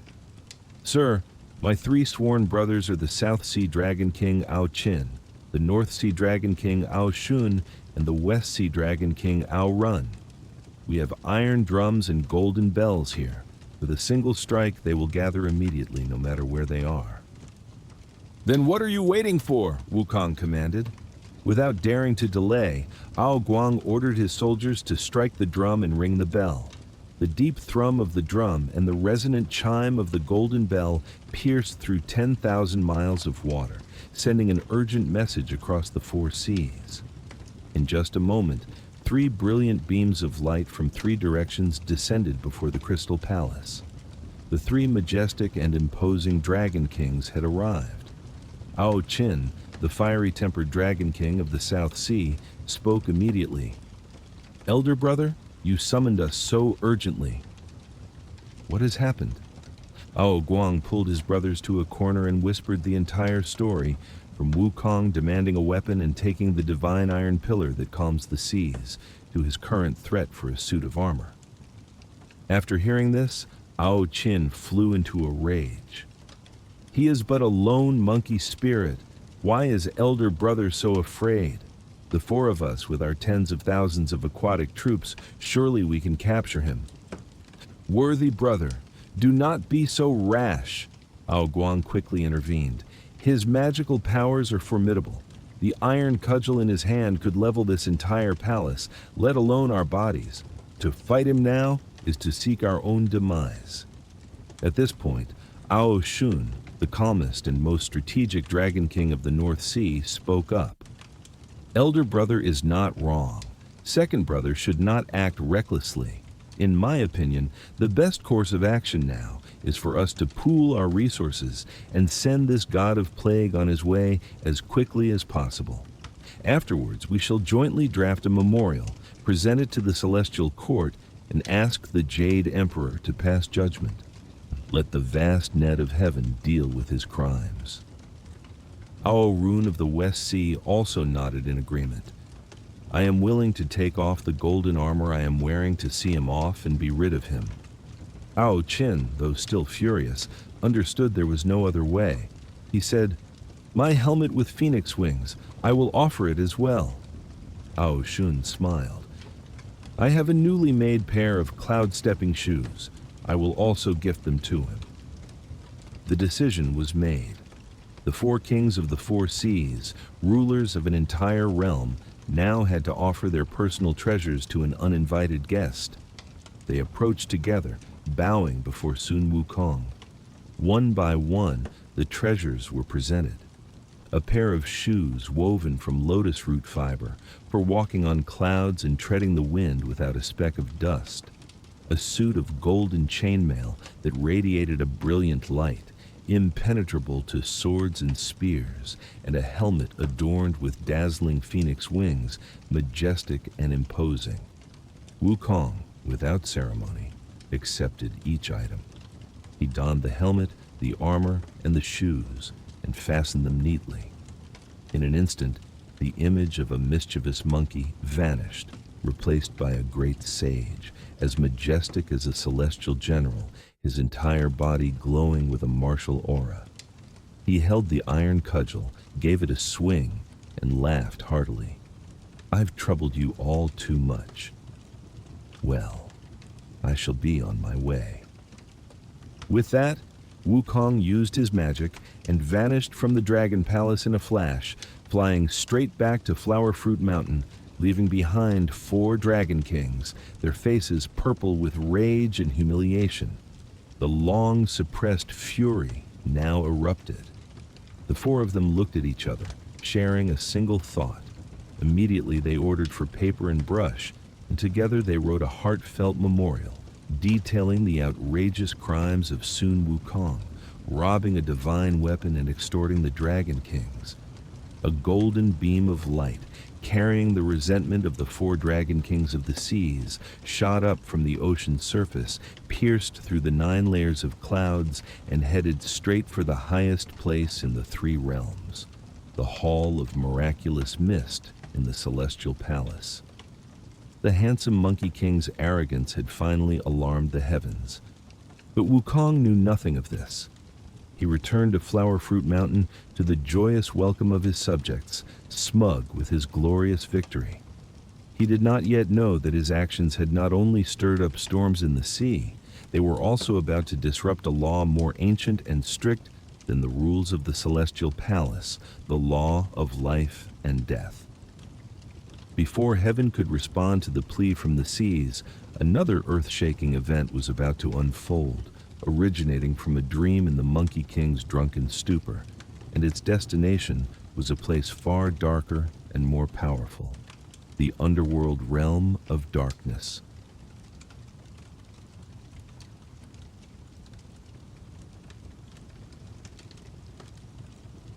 After his triumphant return from the Dragon Palace, the fame of the handsome Monkey King Sun Wukong echoed throughout the demon world. He befriended 6 other powerful demon kings, forming an alliance of 7 heroes that turned the mortal realm upside down. On moonlit nights with cool breezes, Flower Fruit Mountain would host feasts, with fine wine flowing like streams and the sound of music and song echoing through the mountains. Power, glory, friendship, and an impregnable kingdom. It seemed Sun Wukong had it all. One night, after a grand banquet that lasted late into the night, the wine took its effect. Wukong fell asleep on his stone throne, a deep and heavy slumber. His 4 trusted marshals arranged soldiers to stand guard around him, ensuring the absolute safety of their king. But there are forces that cannot be stopped by swords or fortresses. In a hazy dream, Wukong found himself walking through a thick fog. Suddenly, two figures appeared, dressed in mourning clothes, holding summons and chains. On the paper, the three characters Sun Wukong were written in a dark ink that exuded an aura of death. Without a word of explanation, they slipped a collar around Wukong's neck and dragged him away violently. "Who are you?" "Where are you taking me?" Wukong asked, but his voice in the dream seemed to have no weight. "Your time in the world of the living has ended," one of them replied, his voice as cold as ice. "We are the ghosts of impermanence, acting on the orders of King Yama to bring you back for judgment." They walked on and on until a magnificent towering city appeared before them, exuding an eerie majesty. Above the city gate were three giant golden characters: the realm of darkness, the underworld. Wukong was horrified. He knew this place. This was the final destination for all life, the place where the law of karma was enforced. But he was an immortal, one who had escaped the cycle of life and death. Rage erupted, dispelling all haziness. "Insolence!" Wukong roared, the sound shaking the entire dreamscape. "I have leaped beyond the three realms and am no longer within the five elements. What right do the 10 kings of hell have to send their minions to capture me?"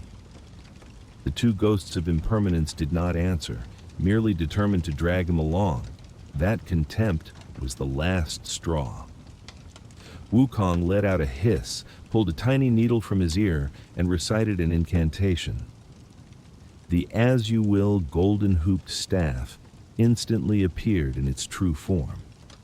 With a single swing, the two emissaries of hell were smashed to dust. Not stopping there, the Monkey King's fury turned towards the city of darkness. He charged in, his iron staff ablur, smashing everything in his path. The Oxhead and Horseface soldiers were terrified, and ghost runners from all departments fled in disarray, rushing to report to the 10 kings of hell. The 10 kings were in a meeting when they heard that someone was causing chaos in the underworld. They hurried out to see. Before them was Sun Wukong, radiating a murderous aura, divine weapon in hand, as mighty as a god of war. "Great Immortal, please stay your hand!" one of the Yama Kings cried out. "Please state your name, and why you are so enraged as to destroy this place?" "You already know I am a great immortal, so why did you send ghosts to capture me?" Wukong shouted. "I am the great sage, equal to heaven, Sun Wukong, king of Flower Fruit Mountain. You are kings of a realm, so why do you act so foolishly without understanding the principles of heaven?" The 10 kings of hell quickly clasped their hands and explained that it might have been a case of mistaken identity due to a shared name, and hoped he would calm his anger. But Wukong did not believe them. He slammed his iron staff on the ground and ordered, "Enough with the useless words. Bring me the Book of Life and Death to inspect." No one dared to disobey. The giant tome that recorded the fate of all living things was brought out. Wukong flipped through it himself, past countless species, until he finally found the section for apes, and there he saw his name: Heaven-born Stone Monkey, Sun Wukong, lifespan of 342 years, to die a peaceful death. 342 years, an insulting number for one who had achieved immortality. Furious, Wukong snatched a vermilion brush and scribbled a messy line through his name. Still not satisfied, he struck out the names of all other apes and monkeys in the book. Then, he threw down the brush, tossed the book aside, and laughed defiantly. "From now on, the life and death of my kind are no longer for you to decide."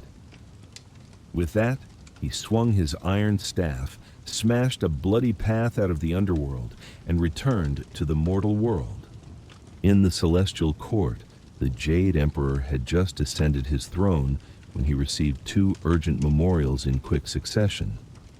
One was from the 4 Dragon Kings of the Seas, reporting Wukong's crimes in the Dragon Palace. The other was from the 10 Kings of Hell, recounting how the Monkey King had wreaked havoc in the underworld erased the book of life and death, and shattered the law of reincarnation. The entire celestial court was shaken. How could a heaven-born stone monkey cause such earth-shattering trouble? The Jade Emperor was furious and questioned his divine ministers. This demon monkey is too arrogant, disturbing both heaven and earth. Now, which celestial general has the strength to accept a decree, descend to the lower realm, and bring him here for punishment? While the celestial generals were looking at each other hesitantly, an old god stepped forward. It was the great white planet, Venus. He reported, "Your Majesty, this stone monkey is the essence of heaven and earth and has also cultivated divine powers. I fear that using force will be difficult to subdue him and will harm our celestial troops. Your humble servant has a plan. Why don't we use an edict of amnesty and bestow upon him a minor official post in heaven? By bringing him into the system, he will be easier to manage. If he causes trouble later, it will not be too late to punish him. This would demonstrate your Majesty's benevolence and is also a way to subdue a spiritual creature without wasting a single soldier or weapon." The Jade Emperor found this reasonable, nodded in approval, and immediately ordered the Lord of the Literary Star to draft an edict, entrusting the great white planet, Venus, to personally descend to the mortal realm. On Flower Fruit Mountain, Wukong had just awakened and was recounting his strange dream to his subjects when he heard that a celestial messenger had arrived. He was delighted and quickly straightened his robes to welcome the guest. The benevolent great white planet, Venus, relayed the Jade Emperor's decree. Hearing that he was invited to heaven to be an official, Wukong laughed heartily, filled with pride. He instructed his 4 marshals to stay and manage the mountain cave, and then, without a shred of suspicion, he rode a cloud and followed the great white planet, flying straight towards the celestial palace. Wukong, the one who had just subdued the ocean and thrown the underworld into chaos, was now flying towards the supreme power of the 3 realms.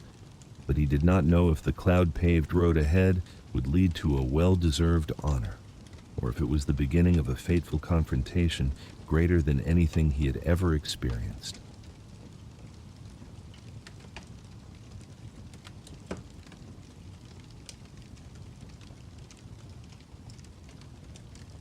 On the highest layers of clouds, where the air was so thin and pure, one could hear the whispers of the stars.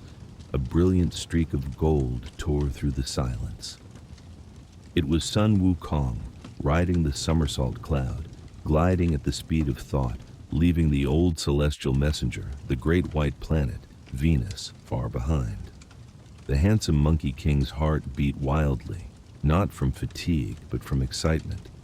For the first time, the gates of the legendary celestial court were about to open before his eyes.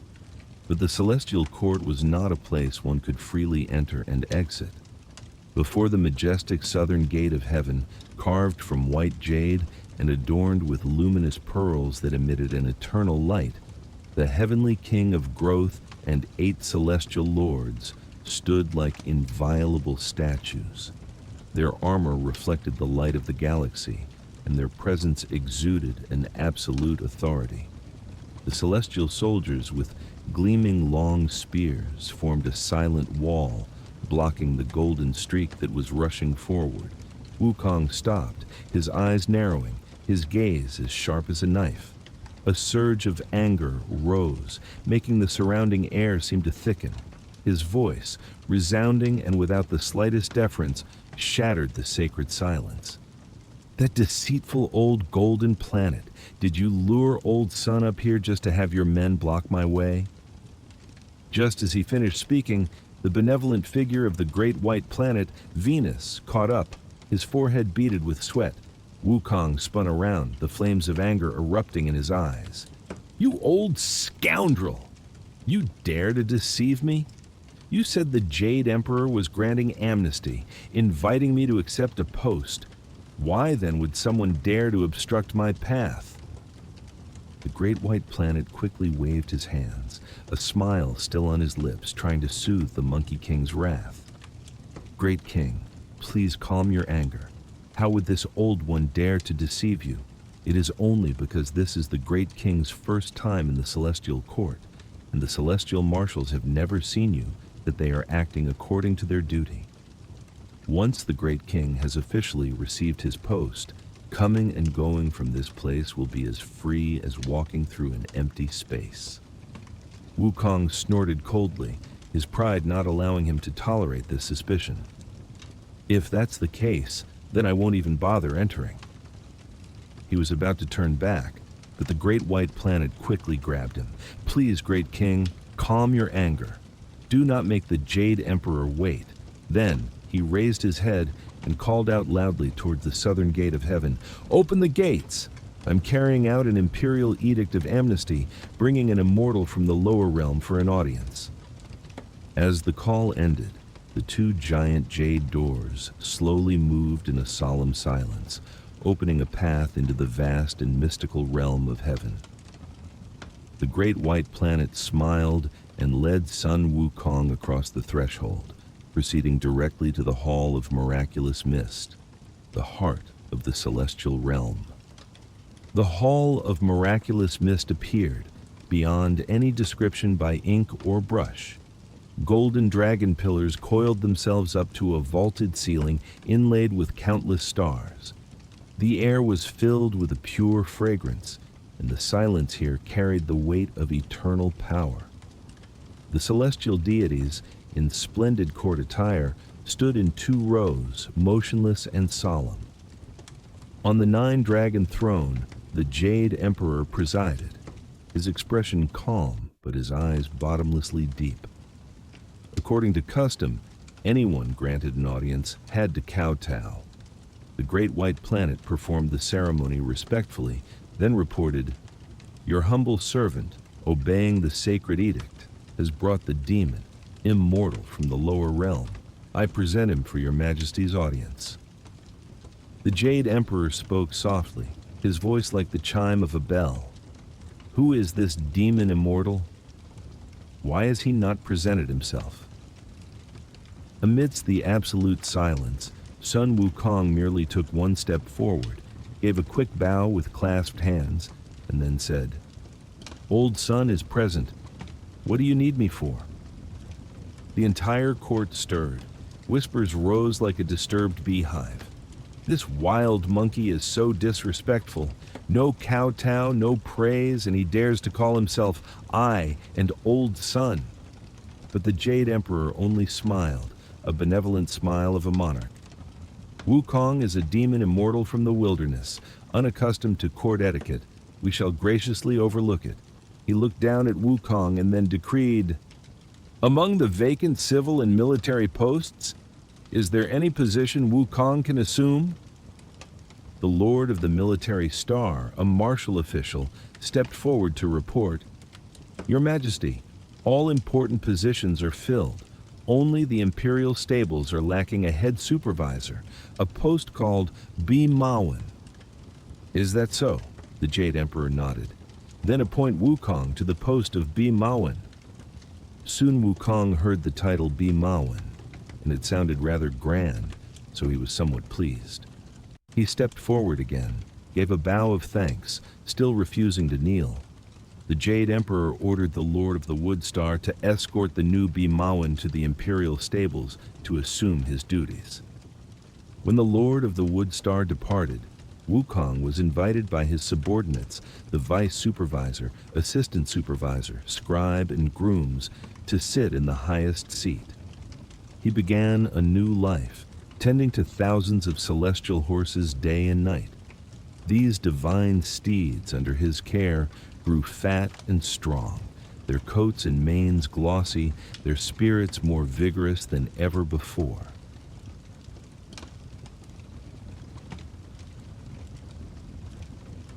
Half a month passed in the blink of an eye.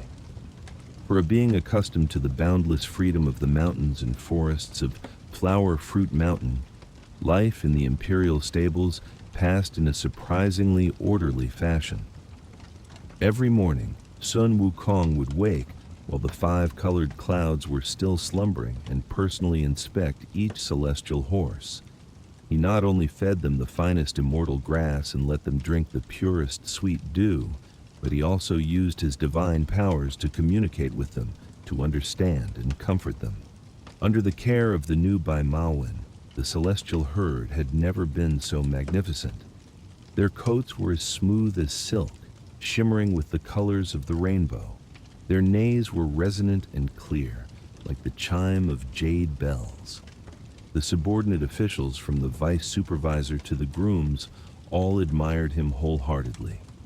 They had never seen a supervisor so dedicated and with such extraordinary abilities. To celebrate his success, they held a grand banquet right in the stables, feasting their new supervisor. The immortal wine was fragrant, the immortal peaches were juicy, and the atmosphere was cheerful and cordial. In a state of pleasant drunkenness, Sun Wukong, with unconcealed pride, turned to his subordinates and asked, "My friends, let me ask you, this position of mine, this Bimawan, just how high-ranking is it in the celestial court?" The officials looked at each other. Then one spoke up, his voice full of respect. "Your Excellency, within these imperial stables, your position is of course the highest." Wukong laughed heartily, nodding in satisfaction. "And what about the rank? To which grade does this position belong in the court?" The smiles on the officials' faces suddenly became strained. An unusual silence fell over the banquet table. Finally, an assistant supervisor timidly reported, "Sir, Your Excellency, this position actually has no rank at all." Sun Wukong froze, the wine cup in his hand stopping in midair. "No rank? Do you mean my position is so great that it transcends all ranks?" "No, that's not it," the official said fearfully, his voice a whisper. "No rank means it's the lowest class. This is just a menial post, specializing in horsekeeping. All of us here are just glad that thanks to Your Excellency, the herd is fat and healthy, so we get some credit. If they were to become thin and sick, the first one to be reprimanded would be you." Every word was like an invisible hammer blow, striking hard against Sun Wukong's pride. His face went from flushed with wine to deathly pale, then turned ashen with rage. His eyes blazed. The truth, stark and bitter, was like a bucket of cold water thrown directly onto the burning fire of his self-esteem. The Jade Emperor, the entire celestial court, what did they take him for? A stable boy. Such an insult. Wukong ground his teeth, the sound grating and eerie. He slammed his hand on the stone table, and it shattered into 100 pieces. Old Sun was a king in his own right on Flower Fruit Mountain, yet you tricked me into coming here to be a lowly horsekeeper. How can I swallow this humiliation? With those words, he let out a heaven-shaking roar. From his ear, a tiny needle flew out, in an instant transforming into the glorious as-you-will golden-hooped staff weighing 13,500 jin. The iron staff whirled in his hand, creating deadly halos of light, sweeping away everything in its path. He charged straight out of the imperial stables, heading for the southern gate of heaven. The celestial guards at the gate, who were used to seeing the Bimawan come and go daily, did not dare to stop him. Wukong burst out of the gate of heaven, used his somersault cloud, and transformed into an angry golden thunderbolt, flying straight back to the mortal realm. When the familiar silhouette of Flower Fruit Mountain appeared, the anger in his heart subsided slightly. The scenery of his homeland was unchanged. The 4 stalwart marshals were drilling the troops, and the demon kings were overseeing the monkeys' martial arts practice. Seeing the great king return, a sea of monkeys cheered joyfully and swarmed around him. Inside the water curtain cave, sitting on his stone throne, Wukong sorrowfully recounted the humiliation he had suffered. Upon hearing it, the monkeys were all indignant on behalf of their great king. A young monkey said, "Great king, You have been gone for more than 10 years. Why do you say it was only half a month?" Wukong was surprised, and then he understood. One day in heaven was a year in the mortal realm. His 15 days of humiliation were more than 15 years of waiting for his subjects. The hatred in his heart for the Jade Emperor grew even deeper. Just then, a lesser demon came to report that the single-horned demon king was outside seeking an audience. This demon king, upon hearing that Wukong possessed great divine powers, but was only made a stable keeper, stepped forward, bowed his head, and said, "With the great king's unparalleled powers of transformation, how could you be content with the menial job of tending horses? The position worthy of you must be a title, equal to heaven and earth." Those words struck Sun Wukong's mind like a bolt of lightning. He burst out laughing, a laugh of arrogance and defiance. That's right. The talent of Old Sun is in no way inferior to the Jade Emperor's. He immediately gave an order to the 4 stalwart marshals. "Quickly! Raise a tall banner for me in front of the cave entrance. On it, inscribe 4 large characters for all the 3 realms to see." A great banner was raised, fluttering in the mountain wind, carrying with it a heaven-shaking ambition. 4 brilliant gold characters on a crimson background heralded a storm that was about to break upon the celestial court. What were those 4 words? And when they were raised, would all things in the 3 realms tremble?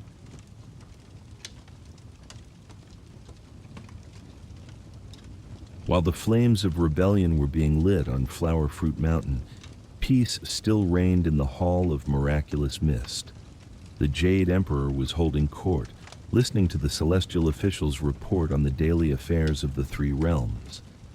Suddenly, Celestial Master Zhang and the officials of the imperial stables rushed in, their faces drained of all color. They prostrated themselves, reporting the alarming news.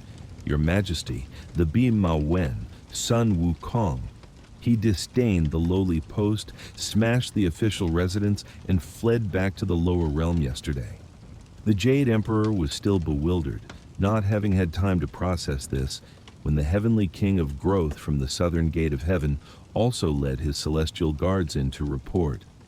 "Your Majesty, the Bai Mawen left the celestial palace without permission and has not yet returned." The 2 reports came one after another like lightning in a clear sky. The solemn silence of the court was broken. The Jade Emperor frowned, his usual benevolence gone, replaced by an icy majesty. "Enough. You may all withdraw. We will immediately dispatch celestial troops to capture that demon monkey and bring him to justice." Just as he finished speaking, 2 figures with extraordinary presence stepped out from the ranks of the martial officials. They were the pagoda-bearing heavenly king, Li Jing, and his 3rd son, the 3rd Lotus Prince, Neja. The father and son knelt together, their voices clear and resonant. "Though we are untalented, we volunteer to lead the troops to capture that demon monkey." The Jade Emperor nodded in satisfaction and immediately appointed Heavenly King Li as the great marshal who subdues demons, and Neja as the great god of the 3 altars of the Sea Assembly to command the celestial troops and advance straight to Flower Fruit Mountain. As the order was given, the entire celestial court sprang into motion. The sound of horns echoed, and the beat of war drums thundered through the layers of clouds. The mighty miracle god, a general with a colossal body and unparalleled strength, was chosen as the vanguard.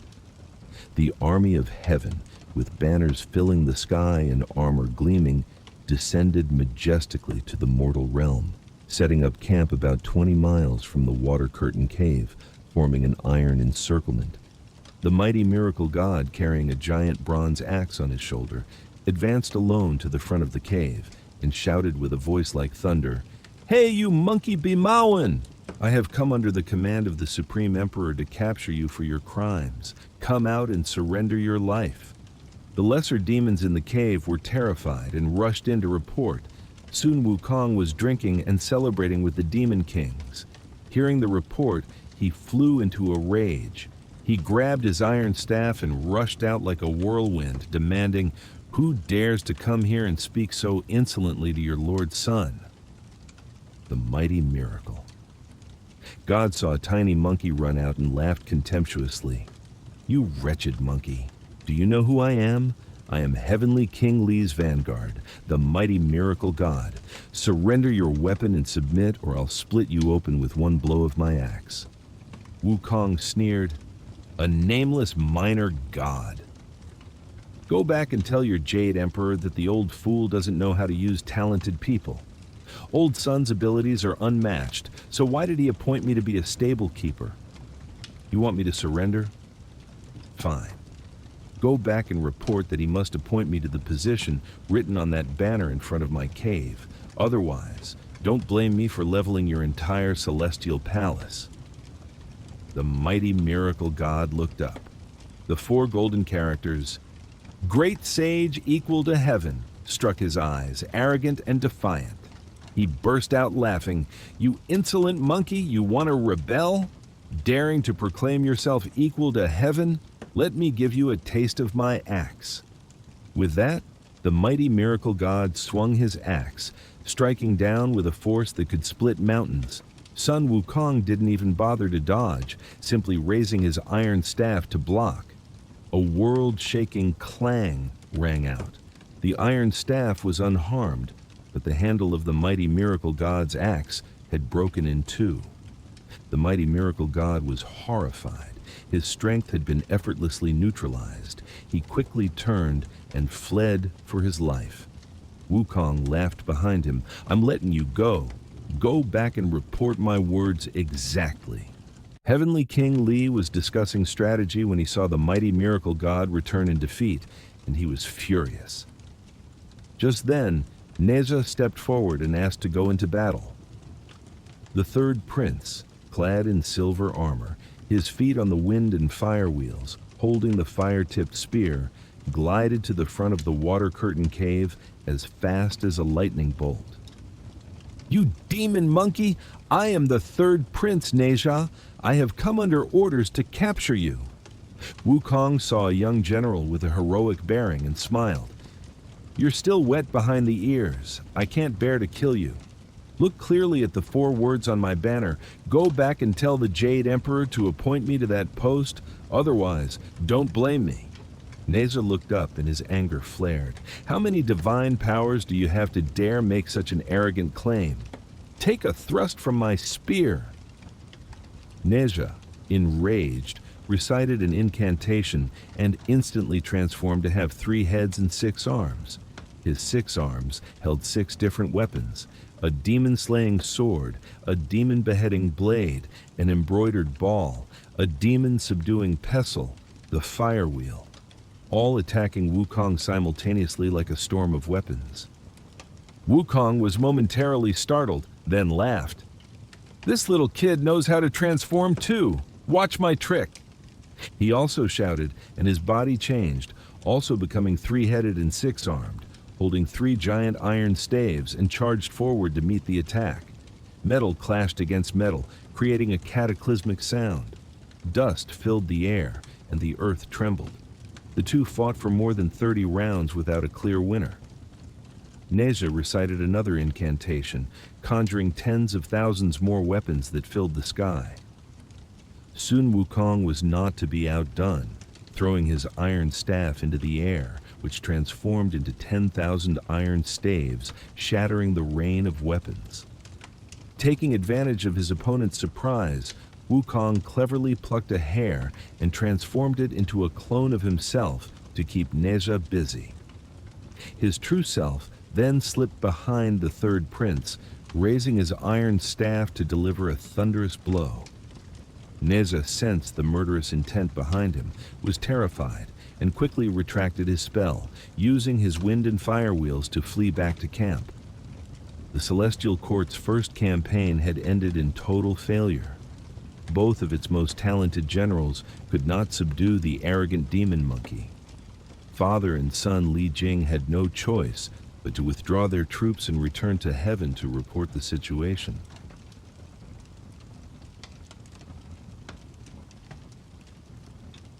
The news of the defeat of Heavenly King Li and Nezha hit the celestial court like an earthquake. In the Hall of Miraculous Mist, the father and son knelt before the Jade Throne, reporting the entire incident. They did not hide the truth about the demon monkey's terrifying strength and his unfathomable powers of transformation. Nezha, though his shoulder still ached from Sun Wukong's blow, managed to report clearly, "Your Majesty, that demon monkey has raised a banner, calling himself the great sage equal to heaven. He also said that if your Majesty is willing to grant him that title, he will submit. Otherwise, he swears he will fight his way to this very hall of miraculous mist." Upon hearing this, the Jade Emperor's face turned purple with rage. He slammed his hand on the golden throne, causing the entire hall to tremble. "Insolent fiend! How dare he offend the heavenly might to this extent? Where are my celestial generals? Immediately muster all troops, cast the nets of heaven and earth. I must have him captured and brought here to suffer the punishment of being dismembered." All the deities in the court could feel the supreme ruler's wrath. A full-scale, brutal war between the celestial court and Flower Fruit Mountain seemed inevitable. The atmosphere became as taut as a bowstring.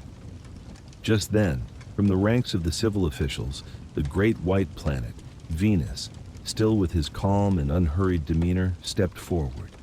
He bowed and said, "May your Majesty calm your anger. That demon monkey is by nature merely vainglorious, speaking arrogantly without understanding the consequences. If we now send all our forces to attack, it will both tire our generals and may not guarantee his capture in a short time. Your servant has a plan that can make him submit without using a single soldier." The Jade Emperor suppressed his anger and asked, "What plan do you have? Speak quickly." The great white planet calmly replied, "He wants to be the great sage equal to heaven, so let us indulge him. I request that your Majesty issue another edict of amnesty and simply grant him that title. This will cost no salary and will not harm the dignity of the celestial court. In the end, it is just an empty title." "An empty title?" the Jade Emperor asked. "What do you mean?" The old god smiled and explained, "Your Majesty, there has never been a post called Great Sage equal to heaven in the celestial court. If we now bestow it upon him, it will be a position with a name but no substance. He will have a title but no rank, no stipend, and most importantly, no authority over anyone. He will only have an empty name to satisfy his pride. Once satisfied, he will settle down and stop causing trouble. This is the strategy of subduing without the use of arms." After hearing this, the Jade Emperor pondered for a moment, then nodded in approval. It was a solution that was both clever and demonstrated the magnanimity of a monarch. He immediately ordered an edict to be written, and the person tasked with the second mission of amnesty was none other than the great white planet, Venus. This time, when the great white planet descended, the scene on Flower Fruit Mountain was completely different. The air was thick with the aura of battle. Banners filled the land, and demons from all 72 caves carrying blades and spears were on high alert. The moment they saw the celestial being, they immediately rushed out to surround him, their faces full of murderous intent. The great white planet remained calm. "Go quickly and inform your great sage that a celestial messenger has arrived with a sacred edict of amnesty. Tell him to come out and receive it." When Sun Wukong heard the report, he was overjoyed. "Excellent! The last time this old star invited me to heaven. Although the post was small, it helped me learn my way around. This time he has taken the trouble to come again, so the Jade Emperor must have agreed to my demand." He immediately had his troops form two majestic lines and then personally stepped out of the cave to welcome the messenger. The great white planet was invited into the cave, and standing among the demon kings, loudly proclaimed, "The great sage disdained his small post and left. The Jade Emperor originally intended to send troops to punish you, but this old servant repeatedly pleaded, asking for His Majesty's leniency and for him to accept the great sage's request. The Jade Emperor has listened, and now specially bestows upon you the title of Great Sage equal to Heaven. I invite the great sage to ascend to heaven with me to accept the post." Sun Wukong laughed loudly, extremely pleased. "Ha ha ha ha. I troubled the old star last time, and this time I have troubled you again for your help. My sincerest thanks." The two of them once again rode the clouds and flew straight to the celestial court. This time, when they arrived at the southern gate of heaven, all the celestial generals bowed and clasped their hands in welcome. No one dared to show any sign of obstruction. The path to the Hall of Miraculous Mist was wide open. Before the Jade Throne, the Jade Emperor decreed, "We have now indulged your wish and appointed you as the great sage equal to heaven, which is the highest honor. From now on, behave yourself and cause no more trouble." Sun Wukong grinned, so happy that he could only manage 2 words: "My thanks." The Jade Emperor immediately ordered 2 celestial craftsmen, Lu Ban and Zhang Ban, to construct a magnificent residence next to the Garden of Flat Peaches, naming it the Residence of the Great Sage equal to Heaven. The residence was fully staffed with celestial officials and guards. He also bestowed 2 jars of imperial wine and 10 golden flowers to congratulate the new great sage. Sun Wukong followed the lords of the 5 Dippers to his new residence and held a banquet to entertain the other immortals. From then on, he lived a life of leisure, freely entering and exiting the celestial palace, socializing with all the various gods, and no one dared to look down on him anymore. A magnificent residence, a resounding title.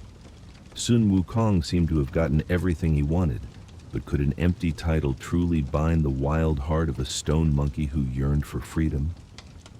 The heavens, it seemed, were only temporarily quiet before an even greater storm.